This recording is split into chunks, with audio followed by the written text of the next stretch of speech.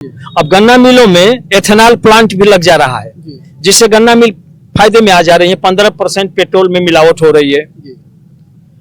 हम लोग इस मांग को लेकर 7 महीना से चल रहे हैं। फर्स्ट मीटिंग 28 फरवरी को किया हम लोगों ने, और 10 मार्च को जाकर कलेक्टर महोदय को हम लोगों ने पर्चा दिया, पत्र माननीय मुख्यमंत्री जी संबंधी।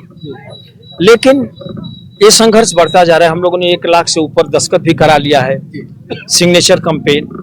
आज हम लोग जनता को जगाने के लिए निकले हैं। पूरा जिले में यह बागियों का जिला शब्दों में है और बाढ़ों का जिला व्यवहार में है। बागियों के जिले को बाढ़ खत्म कर देती है, जो बचा है उसको गन्ना के बिना हम गरीब हो गए।